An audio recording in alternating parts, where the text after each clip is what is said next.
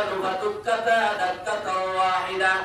ইসরাফিল আলাইহিস সালাম যখন একটা ফু দিবে সিংহাতে, একটা সিগন্যাল দিবে, একটা সাইলেন্ট বাজাইবে, আর এই সাইলেন্ট বাজানোর সাথে সাথে সমস্ত আসমান জমিন সব চৌচির হয়ে যাবে। আসমানগুলি তোলার মতো উঠতে থাকবে, বড় বড় পাহাড় পর্বতগুলি ভেঙে চুরমার হয়ে যাবে। বড় বড় পাহাড়গুলি ভেঙে চুরমার হবে। এই পাহাড়গুলি কি? সবচেয়ে বড় পৃথিবীর মধ্যে, ইউরোপ কান্ট্রির মধ্যে সবচেয়ে বড় পাহাড় হলো আউস পাহাড়, আউস পর্বত। যে পর্বত নাকি ইসরাফিল আলাইহিস সালাম একটা ফু দেওয়ার কারণে একটা শব্দ আল কারিয়া শব্দের অর্থ হলো বিকট আওয়াজ, মহা প্রলয়, বিকট আওয়াজ। এই একটা আওয়াজ যখন দিবে ইসরাফিল আলাইহিস সালাম, তখন ইউরোপের সবচেয়ে বড় পর্বত, যে পর্বতটা আউস পর্বত, এই পর্বতটা ভেঙে চুরমার হয়ে যাবে। এবং আমেরিকার মধ্যে সবচেয়ে বড় পর্বত হলো আল আসকা, আল আসকা, এই পর্বতটা ভেঙে চুরমার হয়ে যাবে। এবং সৌদি আরবের সবচেয়ে বড় পর্বত হলো পাহাড় হলো তুর পাহাড়। ওয়াতিনি ওয়াসাইতুন ওয়া তুরি সিনিন ওয়া হাদাল বালাদিল আমিন। ওয়া তুরি সিনিন, এই তুর পাহাড় হলো আরব কান্ট্রির মধ্যে সবচেয়ে বড় পাহাড়। নেপালে একটি পাহাড় আছে, যে পর্বতটা আছে, পর্বতের দৈর্ঘ্য প্রস্থ কি পরিমাণ? 8895 কিলোমিটার দৈর্ঘ্য, লম্বা কত? 8895 কিলোমিটার শুধু উঁচু। এবং দৈর্ঘ্য প্রস্থ কত?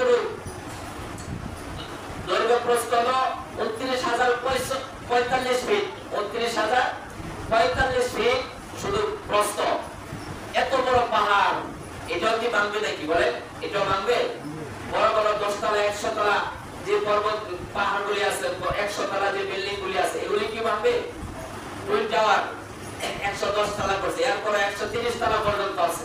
পৃথিবীর মধ্যে 130-29 তলা পর্যন্ত আছে। ইসরাফিল আলাইহিস সালাম যখন সিংহাত ফুটবে, এটাও কি ভাঙবে নাকি? মাউন্ট এভারেস্ট সবচেয়ে বড়, এটাও কি ভাঙবে? আল্লাহ রাব্বুল আলামিন বলতেছেন, ইসরাফিল আলাইহিস সালাম যখন একটা ফু দিবে, ফাইদা নুফিখা ফিস-সূরি নাফখাতুন ওয়াহিদা ওয়া হুমিলাতিল আরদু ওয়াল জিবালু ফাদুক্কাতা দাক্কাতাও ওয়াহিদা ফায়াউমাইযিন ওয়াকাতিল ওয়াকিআ।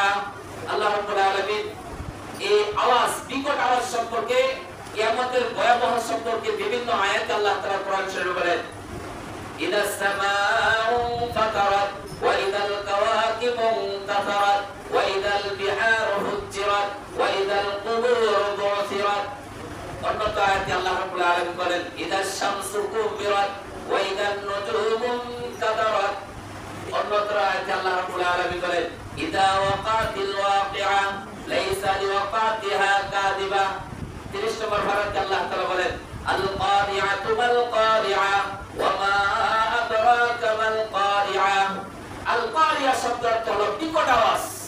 ইসরাফিল আলাইহিস সালাম যখন একটা ফু দিবে, এক ফুর কারণে, বিকট আওয়াজের কারণে সমস্ত বড় বড় পাহাড় পর্বত, এভারেস্ট, মাউন্ট এভারেস্ট যা আছে সব ভেঙে চুরমার হয়ে যাবে। আসমানগুলি তোলার মতো উঠতে থাকবে। তাহলে আওয়াজটা কি পরিমাণ ভয়ঙ্কর হবে? আল কারিয়া শব্দ আল্লাহ তাআলা 3 বার উল্লেখ করেছেন, একবার না, দুইবার না, 3 বার। আল্লাহ তাআলা বলতেছেন, আল কারিয়াতু ওয়াল কারিআ। এই কারিয়া বিকট আওয়াজ, মহা প্রলয়ন। এটা কি জানো নাকি তোমরা? এই শব্দটা কিসের শব্দ? মাল কারিয়া।